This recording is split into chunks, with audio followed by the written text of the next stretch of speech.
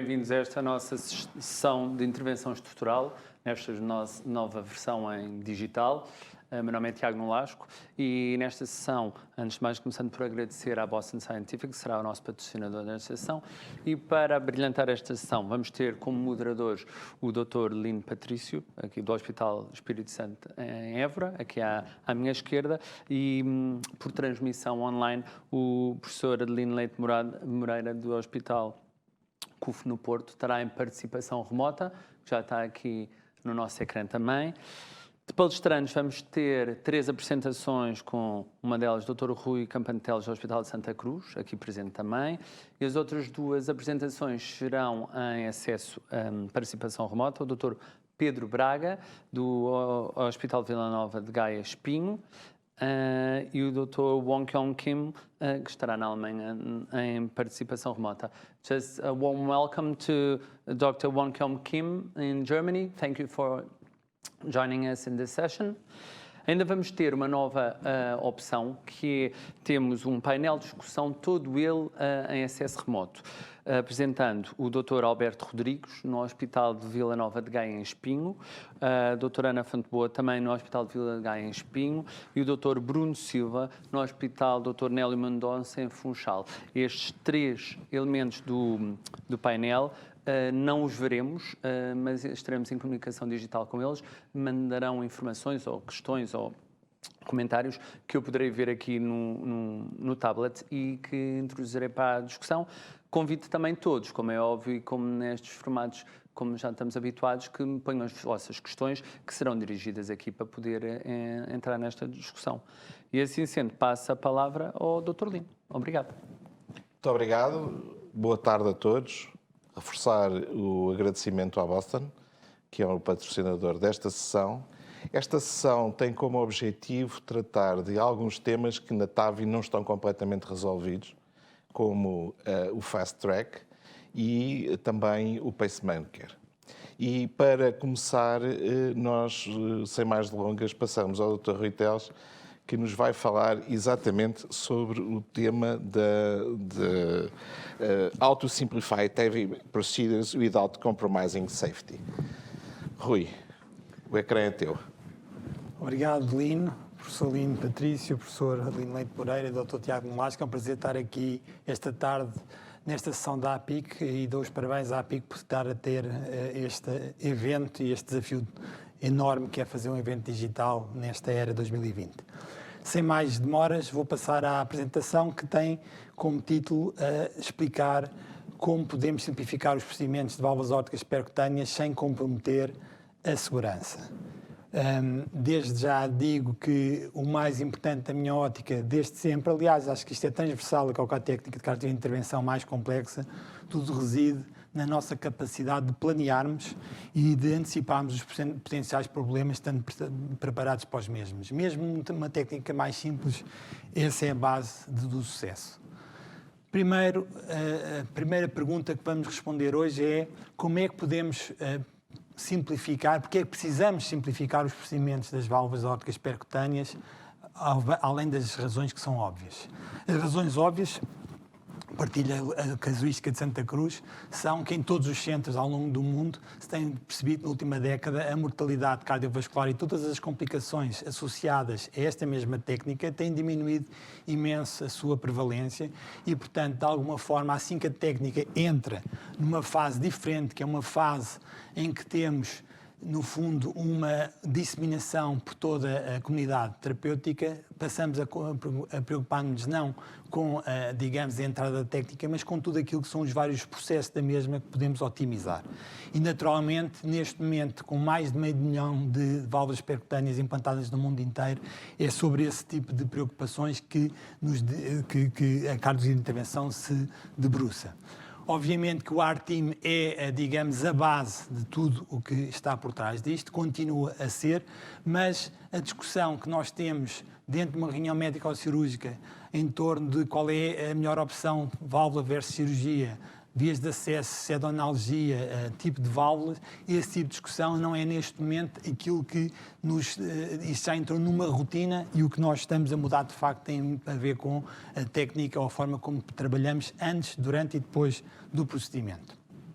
A verdade é que a cardiologia de intervenção tem um conflito de interesses. O conflito de interesses é um conflito de interesses diferente da cirurgia, por exemplo, porque nós temos uma preocupação que cai dentro de casa, que tem a ver com a lista de espera. Para nós, uma lista de espera é um problema gravíssimo. Em Santa Cruz, nos últimos 2 anos, temos percebido que o número de doentes que estão a ser estudados está a crescer paulatinamente, como era esperado, porque a esperança de vida assim o exige, mas o número de doentes que estão aprovados e marcados para fazer válvulas percutâneas tem-se mantido estável, o que é representado pela linha azul. Isto quer dizer que nós, proativamente, dado que o número estamos a fazer uma estratégia de gestão de lista de espera em que estamos a aumentar a nossa produção, e para aumentar a produção com o mesmo tipo de recursos, muitas vezes humanos e de hardware que é de salas, isso quer dizer que temos que mudar os processos. De outra forma, também temos que, na perspectiva atual e deste ano, não deixa de ser importante salientar que no ano do Covid, todas as técnicas que nós podemos importar de forma a simplificar e diminuir o tempo de hospitalização dos doentes na nossa população são críticas para conseguirmos, no fundo, levar a que temos mais doentes, porque estes doentes são exatamente os doentes que, se nós não tratarmos a tempo e horas, vão morrer mais com doença coronária estável. São estes doentes com doença coronária, a doença aórtica grave ou os doentes de síndrome coronário agudo que nós precisamos dar resposta independentemente de haver ou não haver Covid. A questão que se põe, para além de porquê uma técnica minimalista, é o que é isto, uma técnica minimalista? Os nomes que existem na literatura são diversos. Minimalista, Fast Track, Direct TAVI, Little, há uma série de acrónimos que, no fundo, tentam lançar um nome que fosse utilizado futuramente como um sinónimo de uma técnica simplificada. Eu creio que nenhum deles é mais feliz que o outro, na verdade, e a grande pergunta que eu faço e que todos fazemos é se podemos, de facto, enverdar por este caminho, se há evidência que nos leva a dizer que isto é viável. A verdade é que há.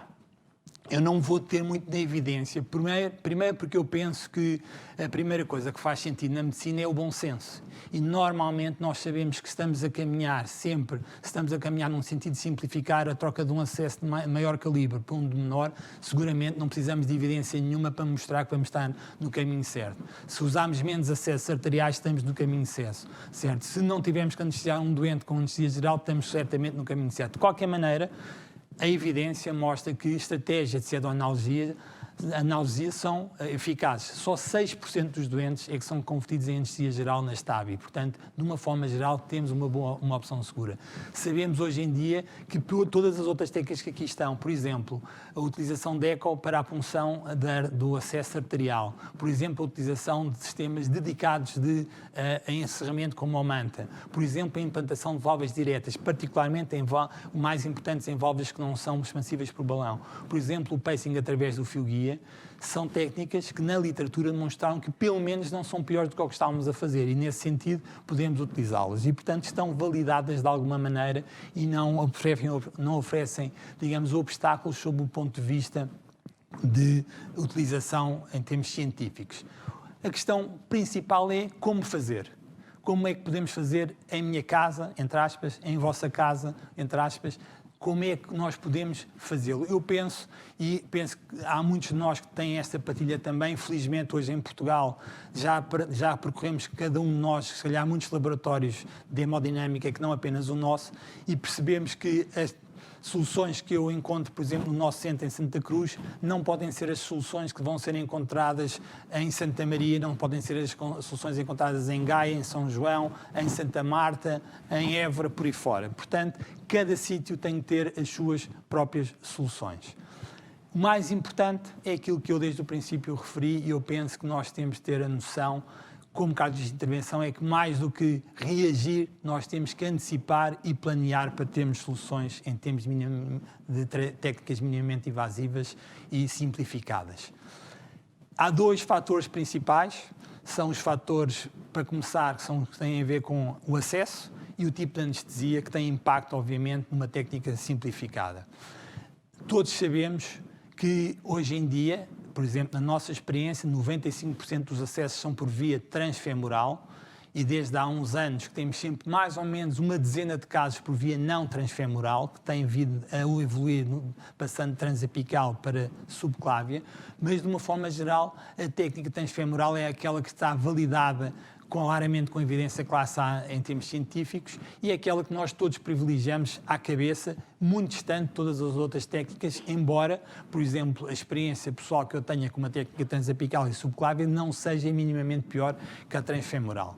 Por outro lado, também sabemos que não é só uma questão de escolher os acessos têm implicações não só nas complicações vasculares, mas também têm imensa importância em termos da estratégia de pseudoanalgesia, porque são um dos fatores que poderá levar a ter que converter ou a, logo a priori, antecipar um procedimento mais complexo, com técnicas diferentes de canulação arterial, de double balloon, por aí fora, que levam, no fundo, a aumentar a complexidade e que precisam de uma estratégia de anestesia que não é tão simples quanto o habitual. E, finalmente, nesta senda, que é avaliar a anatomia, há uma coisa que eu penso que desde o princípio, desde 2008, temos exercido, que é a necessidade de cada um dos hemodinamistas ser altamente proficiente, e eu penso que isto é fundamental para uma técnica altamente proficiente na análise dos angiotaques. Desde os acessos femorais ao sizing, é crítico que cada um de nós seja competente com uma plataforma, seja ela qual for, seja o Zirix, seja o Horus, seja o Trimension, seja o Aquarium, não interessa. O que interessa é que nós não podemos depender de outro, senão nós próprios, para fazer uma avaliação, e eu penso que daí tiramos sempre proveito em termos de planeamento dos acessos, das dificuldades que temos na anatomia e na seleção do dispositivo. E, nesse sentido, acho que isso é crítico e, de uma forma geral, olhando, por exemplo, para aquilo que é a nossa experiência, em que o ano passado fizemos 179 casos em Santa Cruz, o que posso ilustrar aqui é que, como podem ver, de uma forma geral, tudo o que é a experiência transfemoral progride de uma forma linear, ao passo que todas as vias secundárias se mantêm, mas num número que não desaparece, que é sempre de cerca de 10 por ano, mais coisa, menos coisa. E é importante aqui olhar que é exatamente a partir do ano 2017 que nós ultrapassámos as 100 válvulas por ano. E isso teve a ver com um projeto que tivemos de simplificar exatamente o procedimento. Primeiro, esse projeto passou, por um lado, por ter uma avaliação prévia no dia da admissão, que é um dia antes da admissão para a válvula, com uma série de rotinas que são habituais, mas com a revisão, por exemplo, do angiotaque, com a avaliação, por exemplo, da necessidade de pacemaker. Com uma checklist, que é esta que aqui está, que todos os dias corre qualquer doente, quando chega à sala tem uma checklist com duas partes. Esta é a primeira, onde temos um resumo daquilo que foi, digamos, a sua situação clínica, por um lado, e por outro lado, qual é o grau de necessidade de cuidados intensivos que podemos antecipar para este doente, mas, sobretudo, em termos de sala, de todo o tipo de necessidades que vamos ter, de anestesia, de linhas principais, acessos secundários, qual é o tipo de pacing que vamos utilizar, pré-dilatação, encerramento com manta, ProGlide por aí fora, pré-dilatação, qual é a válvula que pretendemos usar, pacing no fio-guia, enfim. São este tipo de estratégias que estão à cabeça de pré-determinadas e transmitidas a toda a equipa para simplificar o processo dentro da sala.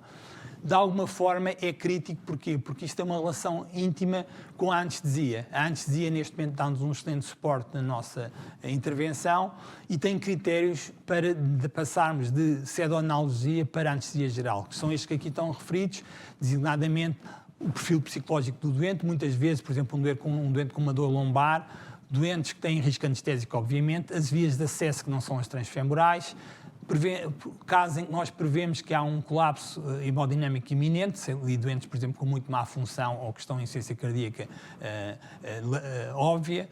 Enfim, são um conjunto de critérios que levaram a que nós possamos utilizar esse tipo, digamos, de abordagem. Em 2019, este protocolo de 2017 teve algumas modificações, que são óbvias e que acho que todas as pessoas estão também a tentar dar resposta. Protocolos de longa distância para doentes que vêm de longe, para centrar tudo num dia, reuniões ARTIM por videoconferência, uma parceria com a eletrofisiologia para reduzir o risco de pacing ao máximo ou para não ser surpreendido por esse mesmo risco e tentar dar alta precoce. De uma forma sumária, temos, portanto, a avaliação prévia, com avaliação num só dia, com a autonomia do operador em avaliação do AngioTac e a prevenção de pacemakers quando é indicado logo à cabeça, o que é raríssimo, mas acontece de vez em quando. As técnicas que já comentei dentro da sala de hemodinâmica e, finalmente, claro está, não usar linhas centrais para o doente sair da sala já sem nenhum tipo de acessos e também um algoritmo que não envolve, por exemplo, o Holter de rotina, como já envolveu no início.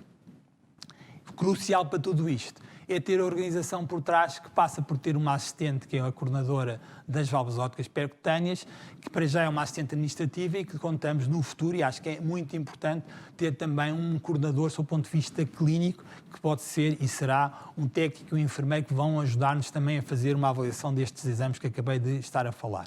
Finalmente, não podia deixar de tocar em dois tópicos importantes antes de concluir. Um é só dizer que, claro está que é crítico para um sucesso de um programa e, por mais que eu agora aqui falasse, não chegaria nem meia hora para falar deste tema, selecionar a válvula apropriada. No nosso centro nós temos uma distribuição por vários dispositivos com experiência diversa, desde a Corvalve, a Edwards, a Pórtico, a Accurate, a Lotus, e já tivemos outras, mas neste momento essa experiência diversa leva a que nós tenhamos que ter critérios objetivos e que discutimos sempre em ARTIM, e é um dos temas sempre do ARTIM, é decidir não só a via de acesso, como também qual é o dispositivo que nos parece melhor, de acordo com uma série de características clínicas que têm a ver com a anatomia, com a doença, portanto, a anatomia de todos os acessos, também a válvula em si, os feixes de Valsalva, o tamanho do anel por aí fora,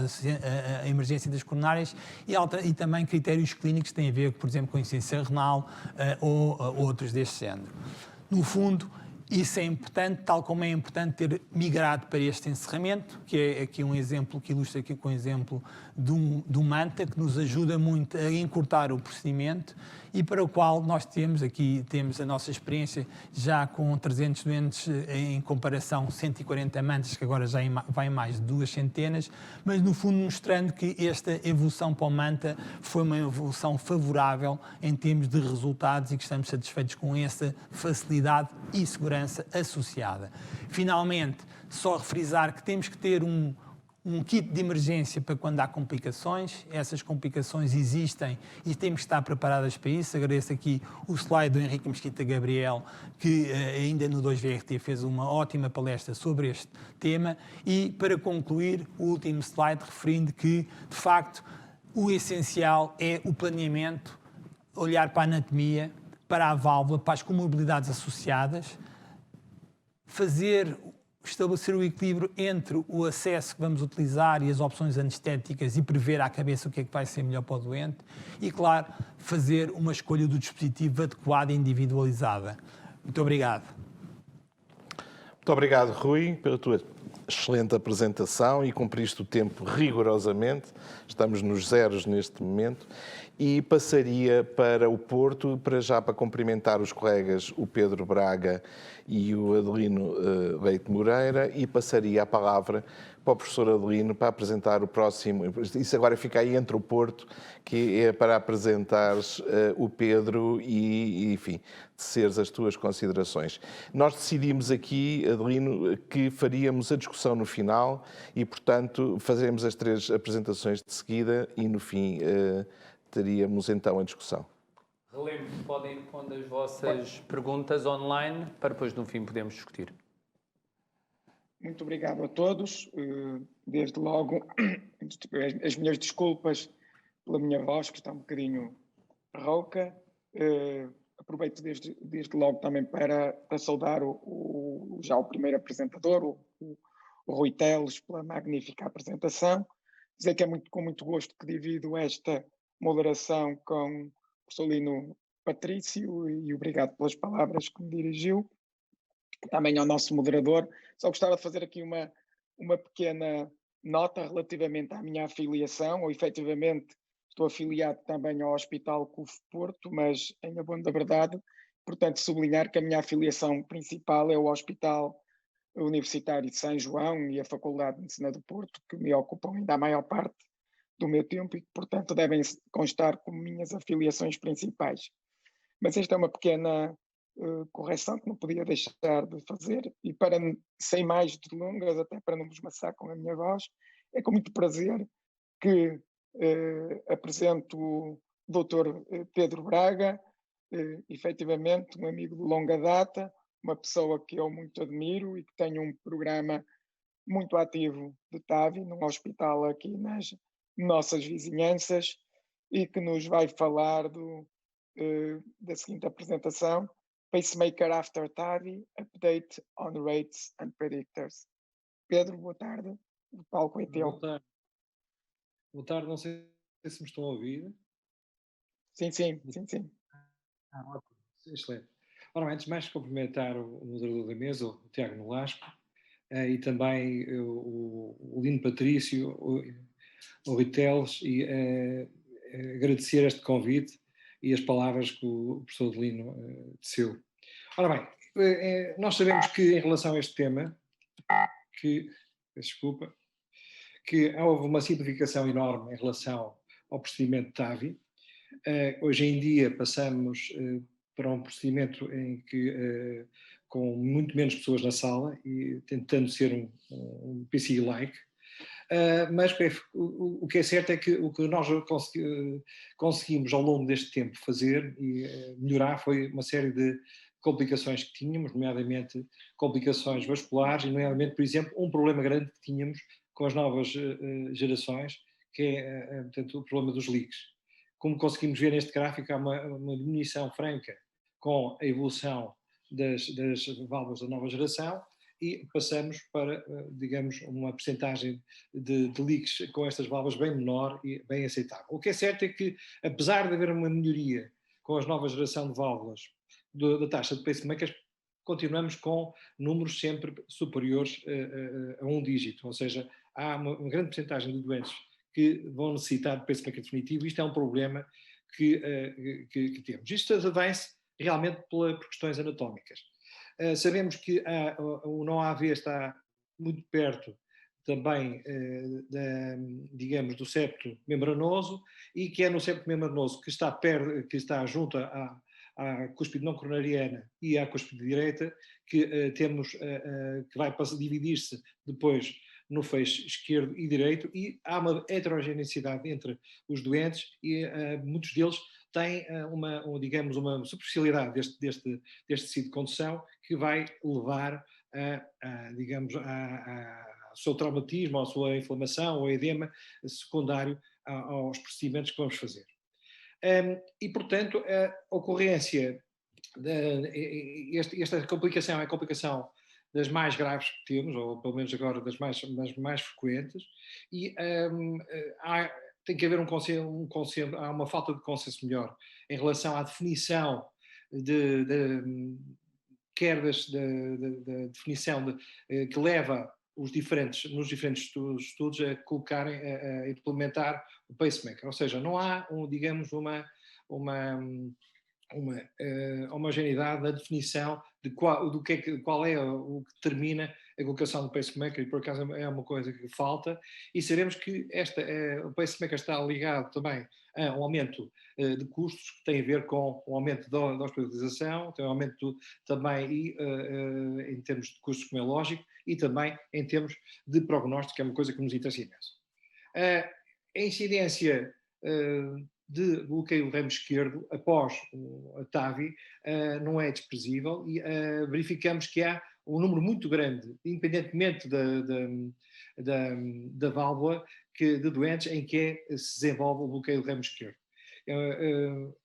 Não há dúvida que as válvulas expansivas por balão, como estão aqui definidas, têm mais frequência deste evento.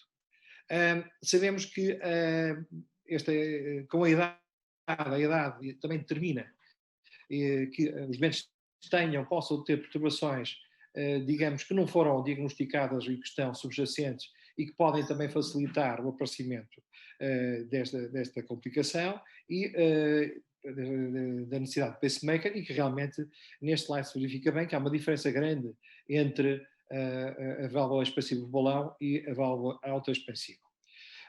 E que este slide mostra bem que a presença de bloqueio completo de ramo direito no ECG basal é um determinante muito importante na necessidade futura de colocação de pacemaker. E também, outro dos determinantes é o aparecimento intraoperatoriamente, intraprocedimento de bloqueio auriculoventricular e também, como estão aqui neste exemplo, se verifica que as válvulas, outra vez, autoexpansíveis, têm menos taxa, têm mais taxa de necessidade de pacemaker.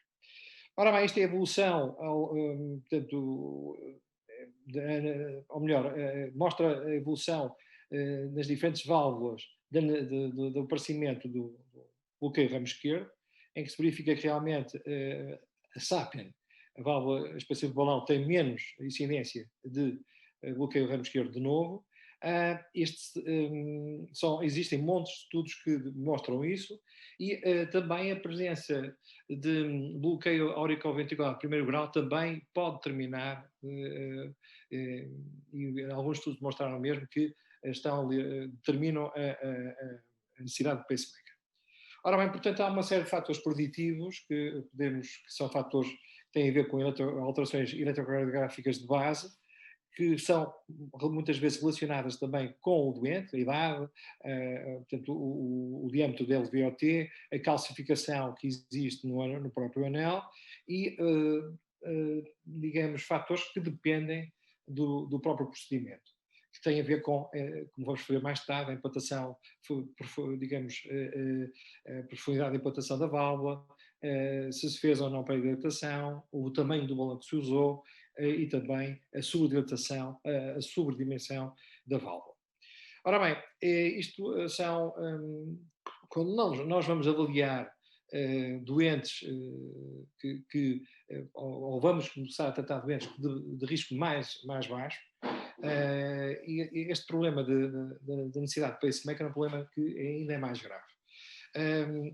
Aqui temos dois estudos em que são em doentes de baixo risco, em que a idade média é baixa, 73 e 74 anos, com um STS score também muito baixo e com muito baixas comorbidade, e o que nós verificamos é que quando comparamos com a cirurgia, a SAPIEN portou-se muito bem em termos de pacemaker, 6,6 contra 4,1%, 1%, mas já a CoreValve, em que inclui a CoreValve já antiga, a CoreValve R e a CoreValve Evolute, verifica-se que a percentagem de pacemaker é bem superior à cirurgia. E, portanto, quando vamos tratar doentes de baixo risco e doentes mais jovens, temos que perceber bem qual é, portanto, ou temos que pensar seriamente qual é a melhor estratégia e qual é a melhor válvula para o doente. Uma série de estudos mostraram que realmente há diferenças entre as válvulas. Aqui verificamos que, por exemplo, que válvulas que têm menor força radial, como a Accurate, têm uma taxa baixa de incidência, e isso é que nós verificamos na nossa prática clínica de pacemaker, de necessidade de pacemaker. Entretanto, é interessante que nós todos verificamos isto no nosso dia-a-dia, quando estamos a tratar de doentes. Verificamos que, muitas vezes, logo quando introduzimos o fio-guia dentro do ventrículo esquerdo, já aparece um bloqueio de novo do ramo esquerdo, por exemplo. E mesmo com a valvuloplastia, basta encostar o balão, muitas vezes, o próprio balão a entrar no anel, e determinamos também que isso possa acontecer. E a valvuloplastia, estamos a ver a importância dos doentes que fazem valvuloplastia pré, o que pode, digamos que ou que fazem valvuloplastia, têm maior propensão para aparecimento de bloqueio do ramo esquerdo e, futuramente, de necessidade de pacemaker. Também, quando se coloca a válvula, mesmo só tocando com a válvula, ainda não a libertando, também vamos determinar, em alguns casos, isto acontece no nosso dia-a-dia, todos nós sabemos que isto é comum, e depois, claro, que a própria colocação da válvula e, digamos, o seu dano ou o seu traumatismo que faz, junto do tecido de condução, também faz isso. Este é um slide que é interessante para verificar que mesmo o próprio guia, isto acontece muitas vezes, por vezes é transitório, como sabemos, mas o que é certo é que determinam alterações como o bloqueio do ramo esquerdo, e depois isto está ligado à necessidade de pacemaker. Portanto, os tubos da condução pré-existente, sobretudo o bloqueio do ramo esquerdo, ou melhor, o bloqueio do ramo direito, deve nos preocupar. E isto está ligado não só à necessidade de pacemaker, mas também, digamos, também a maior taxa de morbilidade e de mortalidade. A incidência de pacemaker está aqui bem descrita, com os dois maiores grupos de válvulas, a Corval e a Sapien, e, portanto, uma série de estudos determinam aquilo que nós já sabemos, a válvula autoexpansiva com muito mais porcentagem de pace, mas o que é certo é que nós pensamos que com a nova geração isto ia passar quase a valores abaixo de 10%, mas o que é certo é que isso não aconteceu. Mesmo com a nova geração de válvulas, nós verificamos que temos uma porcentagem muito grande, que mostra aqui esse slide, de doentes que vão precisar de colocar pacemaker definitivo. Portanto, isto é um problema muito sério e que está ligado ao prognóstico dos doentes e que nos preocupa, tanto mais que vamos começar, como já disse, a tratar cada vez os doentes mais jovens. Isto é uma série italiana que mostra também isto, em que a taxa de pacemakers é diferente consoante a válvula, e outra vez a Acurate com valores de 5,6%, mas as outras válvulas todas com valores superiores a 10% e alguns até de 20%. Ora bem, portanto, o que nós temos aqui é uma muito baixa taxa de mortalidade, de AVCs, diminuição franca do líquido, mas mantemos este problema. São sempre estudos e apresentações que nos mostram isto. A maior parte das vezes os problemas de condução aparecem para o procedimento, cerca de 90%, há preditores do procedimento que estão ligados à implantação, à necessidade de implantação. Isto tem a ver, como está aqui demonstrado, a profundidade com que se coloca a válvula. Também algumas características anatómicas, nomeadamente a calcificação do LVOT, a presença prévia de bloqueio do tempo direito, como já falamos, ou implantação. Isso demonstra que há colegas que fizeram um algoritmo em que se verifica que quando estão presentes estas três situações, vamos ter, a probabilidade é muito grande, chegando a ter números de 83% de necessidade, 87% de necessidade de pacemaker, e claro que se não tiver nenhum destes fatores, a necessidade é muito baixa. Ora bem, muitas vezes colocam-se pacemakers e quando se vai avaliar se o doente, ao fim de um ano, vamos avaliar se realmente foi necessário ou não, se foi necessário o gerador funcionar, isto é, se o pacemaker esteve lá para o caso de dependência do pacemaker, o que é certo é que há muitos doentes que, por vezes, ficam livres, como nós sabemos, da necessidade do pacemaker, portanto, por vezes fica aquela ideia que alguns doentes não necessitariam ou poderia-se ter esperado para colocar o pacemaker, mas é uma dúvida que fica, mas o que é certo é que há alguns doentes que nós sabemos que não ficam dependentes do pacemaker. Ora bem, durante o follow-up, aqui isto também ilustra isso, é que há muitos doentes que alguns doentes não necessitam de pacemaker após a sua colocação, mas há uma porcentagem muito grande que ainda precisa. Ora bem, sabemos que há uma relação, como já disse, entre a colocação de pacemaker e muitos índices de gravidade, embora aqui verificamos que há maior mortalidade, mas em termos de mortalidade cardíaca é idêntica, que doentes com e sem pacemaker, e outros índices, nomeadamente a hospitalização ou rehospitalização por insuficiência cardíaca, também é maior nos doentes que têm pacemaker. Portanto, o pacemaker é um problema importante. Ora bem, existem fatores que contribuem, como eu disse, para a colocação, a necessidade de pacemaker. Há fatores que são relacionados com o procedimento. Se o doente desenvolve intraoperatoriamente bloqueio auriculoventricular, se vamos colocar válvulas autoexpansivas, a profundidade da implantação, como já falei, o oversizing da prótese e a profundidade maior do que o comprimento do septo membranoso. E há fatores clínicos, e já falei deles, a idade também é um deles, a presença de diabetes também, em alguns estudos mostrou isso, e se o doente tem ou não tem antecedentes de bypass ou de infarto, e as outras que já abordei anteriormente. As estratégias de implantação, muitas vezes que nós usamos aqui no nosso laboratório e noutros, é uma tentativa de colocação das válvulas pouco profundas. Quanto mais altas, melhores. É claro que há um risco de haver uma migração e, portanto, há aqui sempre uma divisão e um desafio. Mas aprendemos, por exemplo, com a Corvalve, que a incidência direita, em que há uma subposição do cuspe direita com a não coronariana, nos vai permitir ver bem e ir um bocadinho mais além do que a incidência antiga que usávamos. O septo membranoso, como falamos, é muito importante no cálculo, portanto, no seu comprimento, poderá estar muito relacionado com, digamos, a distribuição do feixe de condução, e já sabemos que pode ser uma ajuda para nos fazer com que escolhemos uma válvula ou uma projeção ou, digamos, uma tentativa de colocar a válvula mais alta, tentando evitar a sua digamos, o problema inerente ao trauma e à necessidade de futura de colocação de pacemaker.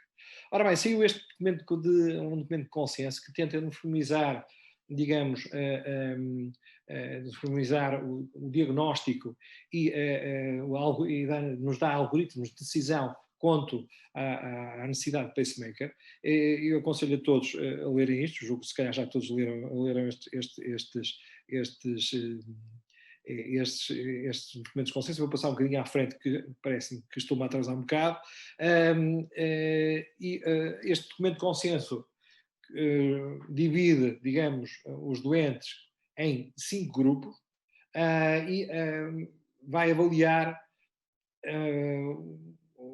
em termos o risco pré-procedimento e depois vai avaliar o ECG basal do doente e vai dividi-los em 5 grupos.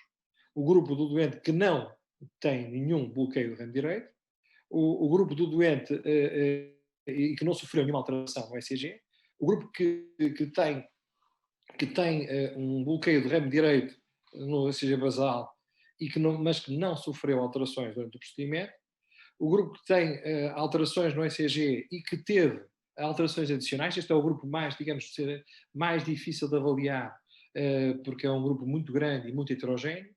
Depois, um grupo que tem um bloqueio de ramo esquerdo de novo, e aquele grupo que vai ter alterações graves, nomeadamente bloqueio completo de ramo direito, bloqueio completo AV completo ou bloqueio de alto grau. Ora bem, e consoante em cada um destes grupos, determina depois se precisa ou não de, nomeadamente, fazer monitorização de ECG contínua ou de continuar com um pacemaker que se põe provisoriamente durante o cateterismo. Por exemplo, no grupo 1, em que não há alterações, portanto, são doentes que não têm bloqueio de ramo direito de base, e o pacemaker deverá ser retirado no fim do procedimento, mas deve-se fazer uma telemetria durante 24 horas. Se não surgirem alterações, os autores sugerem que o doente tenha alta precoce. Se surgirem alterações, temos que passarão para outro grupo, que é o grupo 3 ou 5. Nos doentes que não tiverem alterações, mas que têm bloqueio de ramo direito de base, esses doentes devem provavelmente permanecer com o pacemaker durante 24 horas, ou pelo menos durante a noite.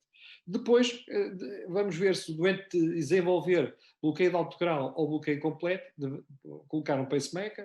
Se o doente não tiver alterações no eletrograma ou de arritmias, esse doente deverá permanecer monitorizado, e se tiver novamente alterações de bloqueio completo ou de bloqueio de alto grau, colocar pacemaker. Se não tiver arritmias ou alterações no ECG, poderá ter alta ao segundo dia. Entretanto, se o doente tiver alterações no ECG com aumento de 20 segundos, de 20 milissegundos do PR ou do QRS, deve ser, digamos, a atuação deve ser igual a este grupo, que é o grupo mais, digamos, mais heterogéneo e que nos vai obrigar a ter os doentes mais tempo, provavelmente em monitorização, e que só ao fim de uma monitorização que nos deixa perfeitamente descansados é que podemos pensar em colocar pacemaker ou mandá-los para casa. É o grupo dos doentes que têm bloqueio de ramo esquerdo, é um grupo que nos preocupa também e que devem permanecer, segundo os autores, mais de 24 horas com o pacemaker. Se claro que tiverem alterações de bloqueio completo peço desculpa, bloqueio auriculoventricular completo ou de alto grau pacemaker, se houver resolução, poderá retirar o pacemaker ao primeiro dia, e se não houver alterações de novo no ECG, ao segundo dia, e se houver resolução do bloqueio do ramo esquerdo, portanto, peço desculpa, este grupo é o grupo que tem bloqueio do ramo esquerdo de novo. Estes podem ter alta ao segundo dia, mas se tiverem algumas alterações, têm que ficar em vigilância por pelo menos 2 dias, e depois, se não alterar mais, poderão ter alta, mas se o QRS for maior que 150 milissegundos ou o PR maior que 240, deverão ser submetidos. São doentes que têm alto risco de bloqueio e provavelmente beneficiarão do pacemaker. O grupo 5 é aquele grupo que nós temos que tem alterações transitórias ou persistentes no ECG, com bloqueio completo ou de alto grau, e, portanto, estes doentes deverão colocar pacemaker se persistirem as alterações, mas se houver resolução, poderá-se pensar manter em vigilância mais tempo e depois atuar consoante aquilo que já dissemos anteriormente. Ora bem, parece haver uma vantagem, pelo menos este grupo mostrou, naqueles doentes que têm, para perceber se precisam ou não de pacemaker. No fim do procedimento, este grupo mediu o intervalo de Winkbach, ou melhor, determinou se doentes que não precisavam, não desenvolviam perturbação da condução, nomeadamente com o fenómeno de Winkbach, eram doentes que tinham uma baixa prevalência de necessidade de pacemaker. Portanto, seria seguro esses doentes terem alta mais precoce sem necessidade de pacemaker. E, portanto, outra forma de tentar minimizar a necessidade de pacemaker é tentar pôr a válvula... Dr. Pedro Braga, nós temos que concluir, por favor, a sua sessão. Ok, pronto. E terminava então só dizendo o seguinte, que os distúrbios de condução permanecem, nesta altura, um desafio muito grande, que a maior parte dos distúrbios de condução são o bloqueio do ramo esquerdo de novo, ou bloqueios auriculoventriculares que necessitam de pacemaker. Essas complicações têm um impacto negativo, e existem vários preditores de distúrbio de condução após a TAVI que podem ser úteis para, digamos, manusear estes doentes, e não há dúvida nenhuma que isto ainda há muito por fazer nesta área, e mesmo as novas válvulas ainda não nos vieram dar uma resposta a este problema, e, portanto, há aqui um desafio para todos nós para resolver. Obrigado. Obrigado, Pedro, pela tua participação. The next speaker is Wan Kyung Kim from Germany. Hi, Kwon. How are you? Do you listen to me? Yes, now I can hear you. Okay. Welcome. Welcome to Portugal. Thank you. Thank you very much. Welcome to Portugal. So far, next year you can be with us. Please, can you give your experience about the Accurate Neo in German? Yeah. Thank you. So, yeah, not in German, but in Germany, I assume. Thank you again very, very much for this invitation. I really appreciate it. It's an honor and pleasure. And I would like to give you some insights of the Accurate Neo in clinical practice. And this is the agenda. So I'll talk a little bit about the clinical experience, maybe some tips and tricks. And I think regarding the Accurate Neo Scope 1 and 2 results, both trials have been published this year. I think must be taken in a correct perspective. And I would like to give you an outlook on the Accurate Neo 2, which is the iteration of the first device. So if you look at the Accurate Neo, I think it's very important if you use a valve to really know your valve. And, you know, we have started more than 10 years ago with two main platforms, which were the Sapien and the Core Valve platform. And I think those who have been with TAVI in the beginning, we have all made our experiences, good ones and bad ones. We have really made our own experience and made mistakes. And this was a long process. And I remember those times we had a lot of complications, and this was a really difficult learning curve, at least the first 1, 2, 3 years. And this changed with new technology, of course, better selection, less sicker patients, etc. But what I want to make clear is with those Edwards and Core Valve devices, we had a lot of time to get to know these valves, the advantages and downsides. And with the Accurate Neo, I think if you start with this valve, you must know the beneficial points, but also the weak points. And I have shown you some of the points I really appreciate about this valve. I will not go too much into detail with each point, but just to mention some of these, the stabilization arches help to align the valve nicely so it can be easily used in horizontal aorta.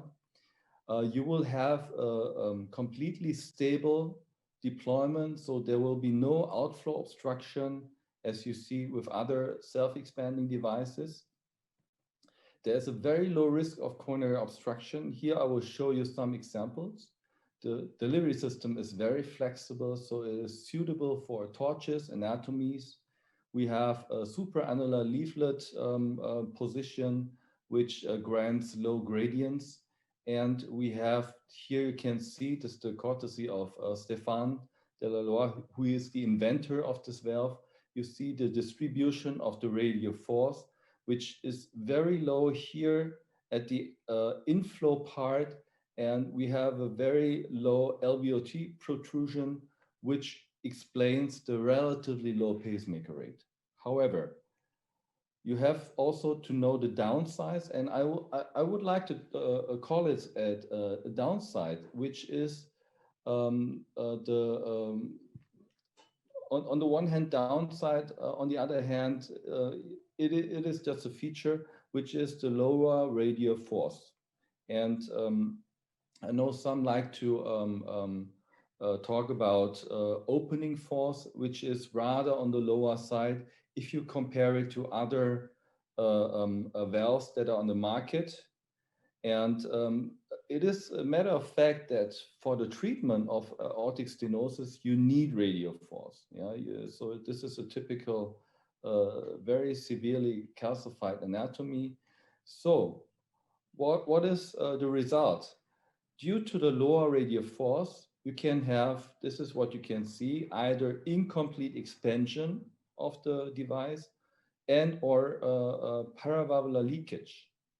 On the other hand, you have to take into account that too much radial force, if it's too strong, can also make damage, as you can see here, in the form of annular rupture or coronary occlusion. So this happens if there is uncontrolled radial force.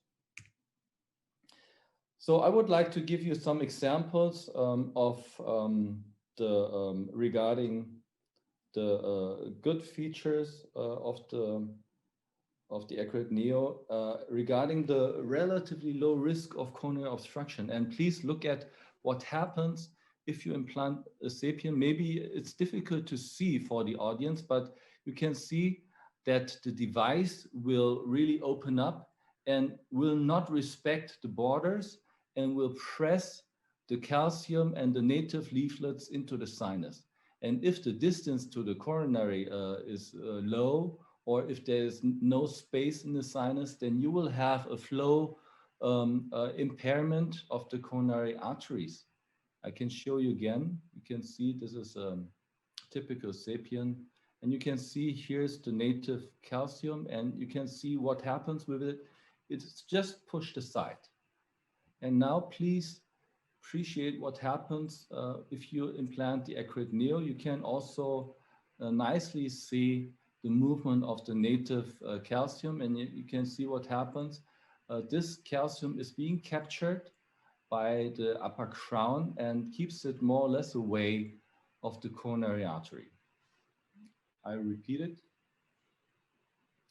I hope you can recognize it on the videos. And this is the reason why the risk of coronary obstruction is very low. It's not zero, but it's one of the devices is with the lowest risk of coronary obstruction. And you can see here an example with a short native distance to the left coronary artery. We know that it's not only the vertical distance, but also how wide the sinus is, and also the sinus is not very wide. You can see after the implantation, there is no relevant obstruction of the coronary artery. So another point that I would like to highlight as one the advantages of the Accurate Neo is the low gradient. And here you can see a comparative example of the Sapien 3 and the Accurate Neo. And what do I want to show you? It is that in small anatomies, probably a supraannular device is more favorable in terms of gradients. And you can see the anatomy is almost exactly the same. Same annulus size. So, and you can see the deployment, good position of the Sapien 3 with a good result, and also of the Accurate Neo, also with a good outcome. Here we have a little bit of PVL, which might be related to the wire that was left in place. So until this point, there's no gradient, but please look at the discharge echo. Until this point, everybody is looking at, and you have a live case, and this is what most operators look at the most gradient, PVL and position, which is of course very important, but I don't think that the gradient at discharge maybe is a little bit under valued, and because yeah, I don't know whether this is true, but most operators probably are not aware of the gradient at discharge. I'm not sure. Maybe that's in some cases this may be true, and you can see there's a difference with the Sapien. We have a mean gradient of 19 millimeters of mercury, and with the Accurate Neo we have a gradient of 3. Of course, this is a very extreme example, but this is only to illustrate to you that there is a difference, and this difference has also been measured in different studies. We all know that there's a difference of gradient.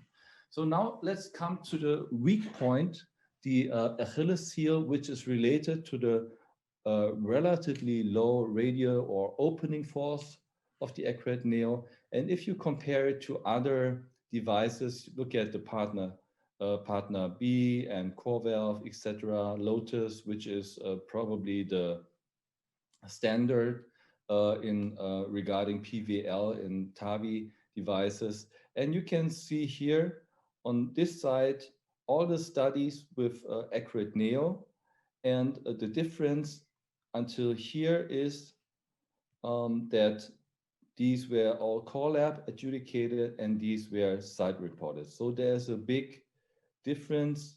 I think this is rather an exception, but those who were site reported mostly lie between 4 and 5%. This was our clinical experience with a relatively large number of patients which have been treated with the Accurate Neo. So if you look at core lab adjudicated data of scope 1, and now scope 2 has been added, it's relatively high, 9%, and this was also the case in scope 2.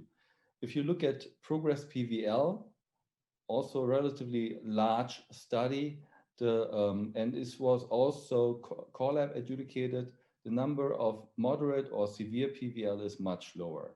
Yeah? And I would like to show you some explanations for this. And here you can see our experience with the first 1,000 cases in our center. We started relatively early. And if you look at PVL, in the first 250 cases was still very high. We had to make our own experience and try to find a good positioning, a good strategy of pre and post dilatation, and especially sizing. And after the first 250, the rate of PVL came down to around 3%. This was maintained around the next 500. And look at the last quartile. From case 751 to 1,000, we came down to below 1%. Of course, this is around 1%. And I think the main reason for this improvement is selection and sizing. And this makes around 70% of pre-procedural aspects, and intra-procedure, of course, is a good preparation, which means balloon dilatation, pre-dilatation, positioning, and also an effective post-dilatation. And this is my personal opinion. And if you have a TAVI population in our one center, I think that currently, with the current device, with the ACURATE neo, probably 60% are very suitable, and 40% for some reasons are less suitable. And if you really observe these patients and select them according to their suitability, you will have a PVL rate probably around 1%.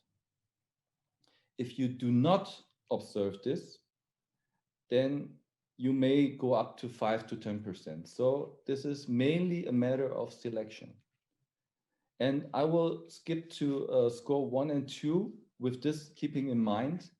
And here you can see the data. And to make it short, I think the main problem in both studies was PVL. You can see the rate of PVL was much higher in the ACURATE neo group here in scope 1, comparing versus the Edwards device, and here in scope 2, comparing versus the CoreValve platform. And I think that PVL in both studies was the main driver for not reaching a non-inferiority. And here are the reasons from my perspective, what happened and what could be the main reasons and what are the lessons learned with scope 1 and 2.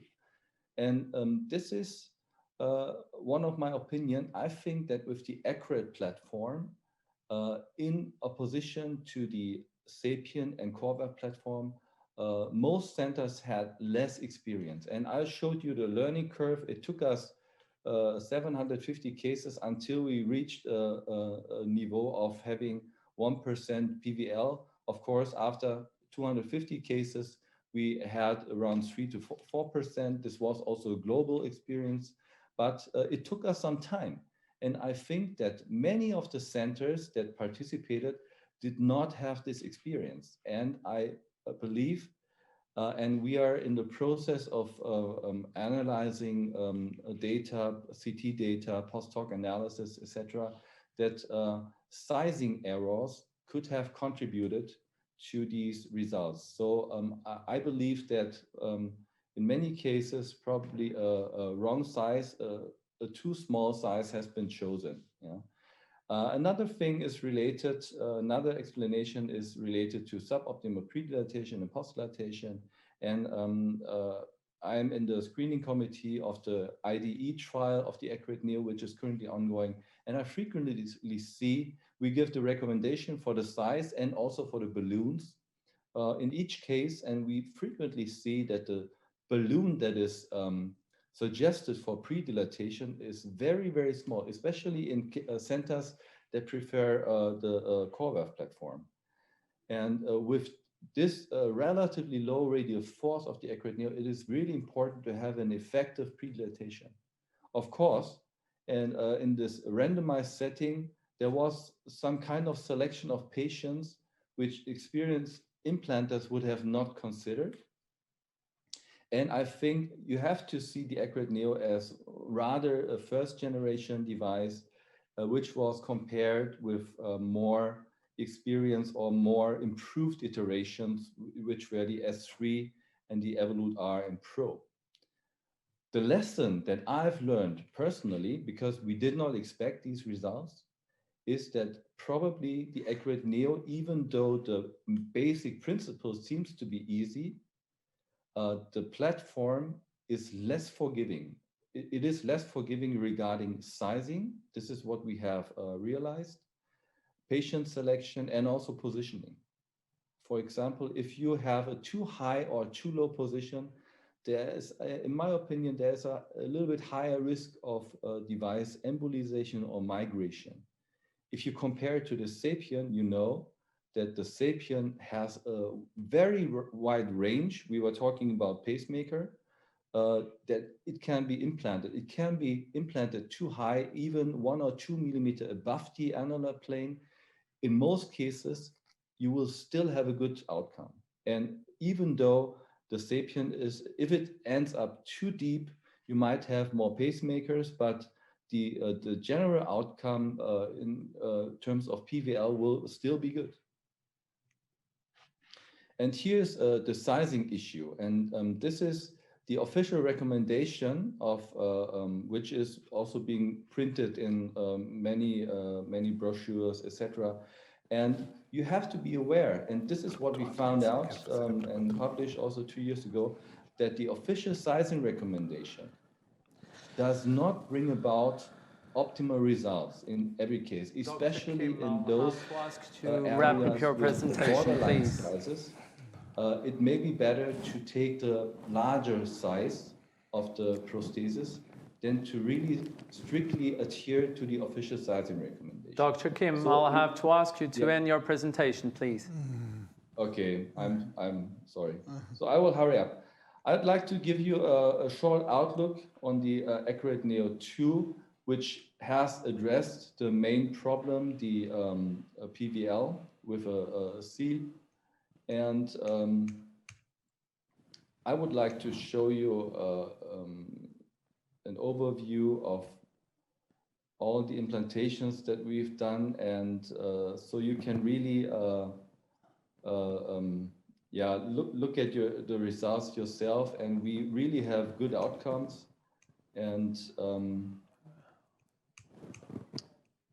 I think with the Accurate Neo 2, you'll be able to cover a wider range of patients that are suitable due to the PV leak reduction. And this is my key point. And if I expect PVL with the Accurate Neo platform, and if the annulus is out of range, is not out of range, I would take advantage of the good features of the Accurate Neo with hemodynamics, low risk of coronary obstruction, permanent pacemaker implantation, etc. If you have the feeling that due to anatomy, calcification, etc., you would expect PVL or the annular size is out of range, then do not use the Accurate Neo. And I think if you observe this relatively easy rule, you'll be very happy with this platform. Thank you. I apologize for... Thank you so much. Thank you, very, very good. So perhaps Adelino can kick off the discussion. Adelino. Thank you very much to the presenters, and maybe I would like to start with a question for my colleague here nearby in Porto. Pedro, what do you think that you pointed out an algorithm to prevent this pacemaker need, but where do you think that in the near future will be the gold standard and the realistic goal?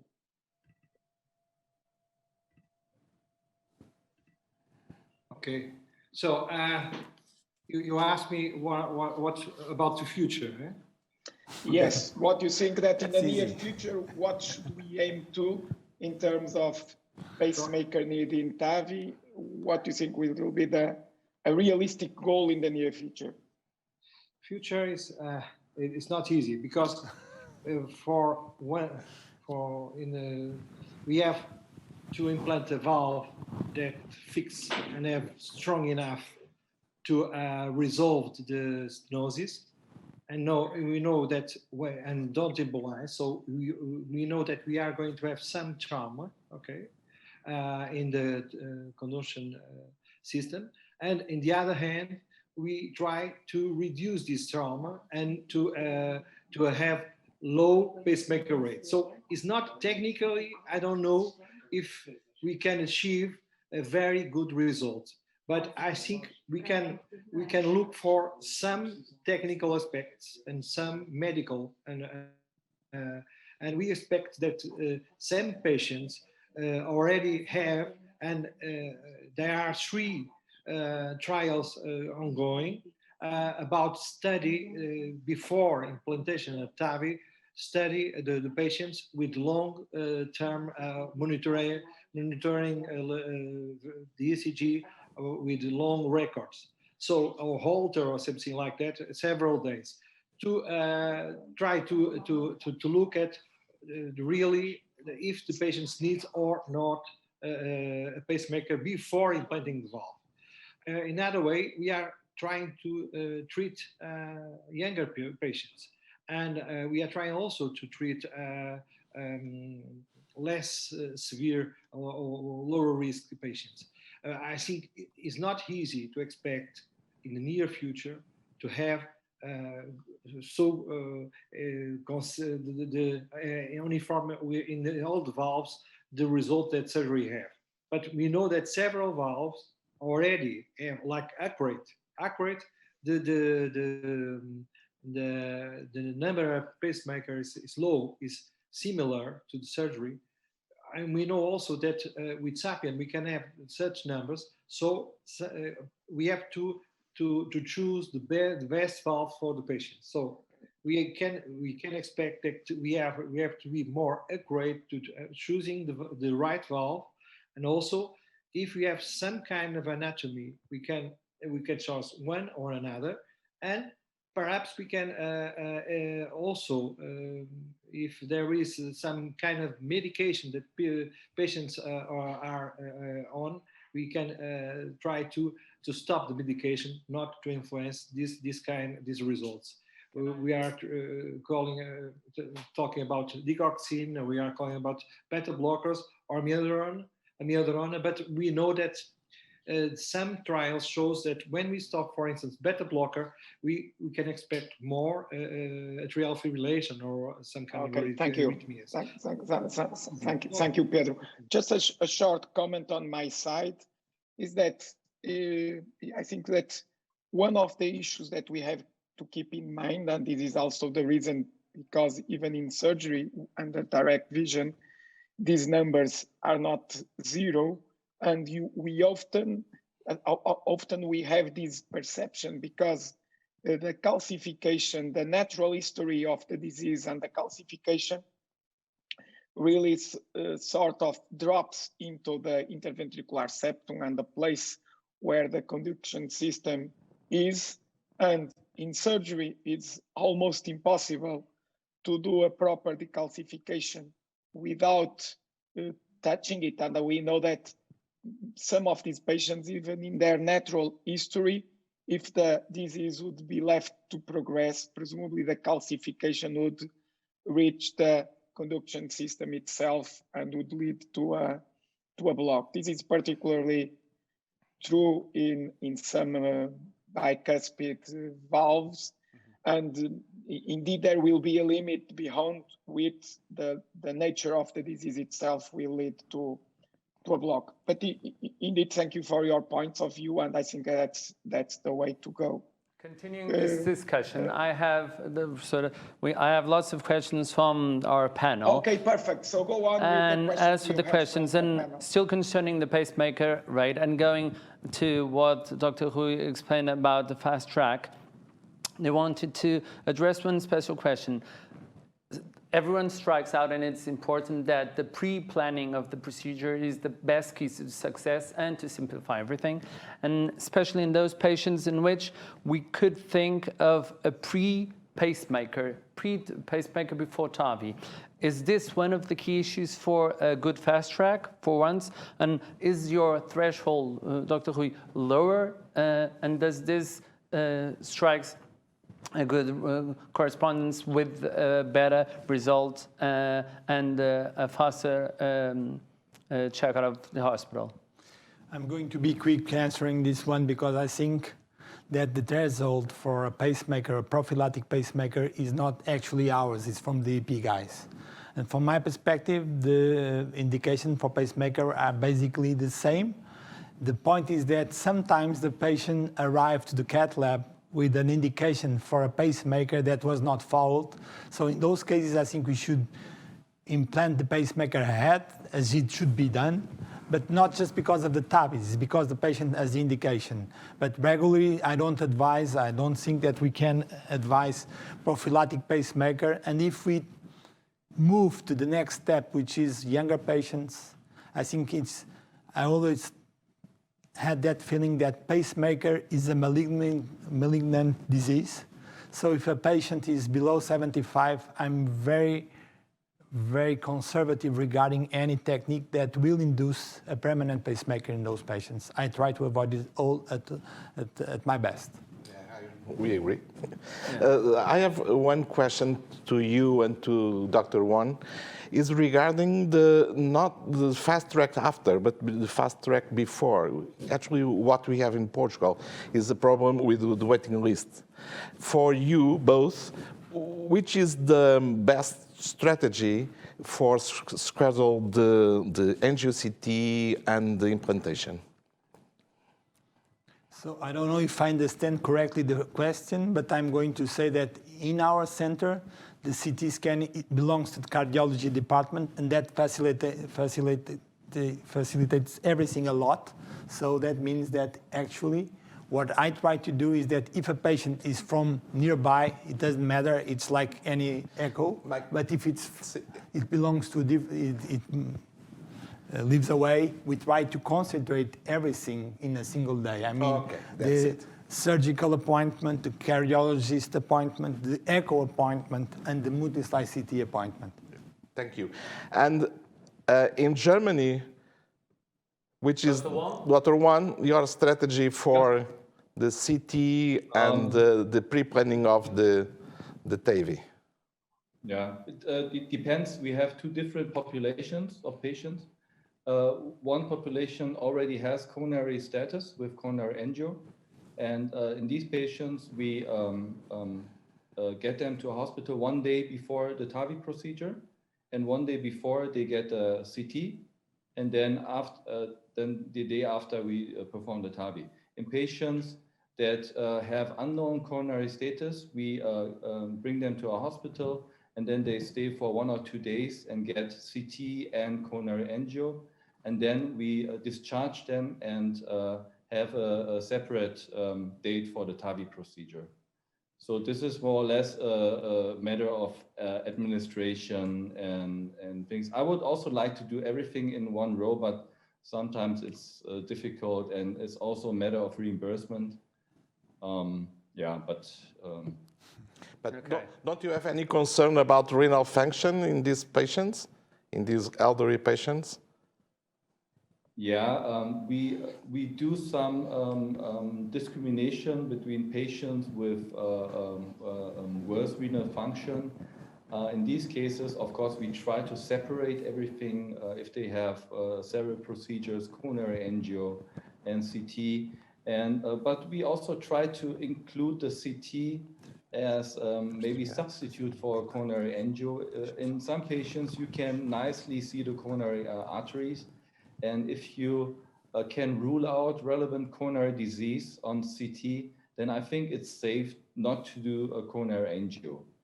And the quality of CT in most cases is sufficient, I think, to really rule out coronary angio. And the other question is the value of doing PCI before TAVI. And as we only give aspirin monotherapy and not dual antiplatelet inhibition, it is a difference whether we do PCI before TAVI or not. So I think the relevance of doing PCI in small vessel is very questionable. So I think to come back to the main question, if you on CT do not see any relevant coronary disease, especially in the proximal segments, then I think it's safe not to do coronary angio and then directly proceed to TAVI. Good. Okay, I have lots of questions already online. So we've already seen some from Dr. Brun and Dr. Alberto Rodrigues about the pacemaker. Everyone is asking one thing exactly, so we can be clear.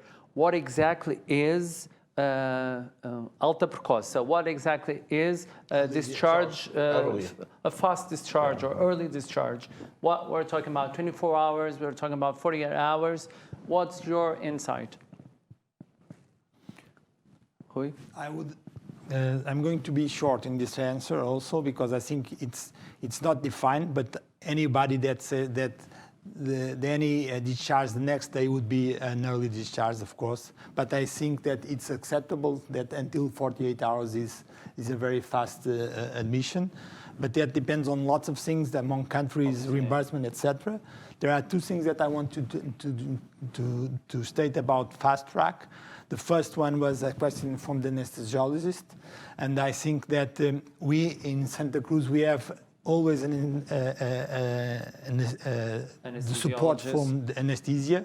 So every procedure, although doesn't need the presence of the anesthesiologist, is done under his supervision or her, and if we don't start the procedure without their knowledge and their supervision. There was one question about local anesthesia alone or anesthesia and a little bit of sedation. So it depends on the anesthesiologist. As you know, we always do echo-guided anesthesiology, but it depends on the doctor that is working with us, but nevertheless, most of the time we are still using just analgesia at most. So most of the time we are using just a local anesthesia. And also, it's important to state, I think there was that question, that the median time of admission went from 8 to 9 days to 3 days to 4 days after we had this fast track process. So it went better. Okay, so we've run out of time. Thank you, Dr. Kim, e a todos os estudantes. Muito obrigado por estarem connosco. Obrigado por esta sessão. Agradecer quer aos nossos moderadores, quer aos nossos palestrantes, quer ao nosso painel de discussão e mais uma vez agradecer ao Boston e continuem a assistir ao nosso congresso.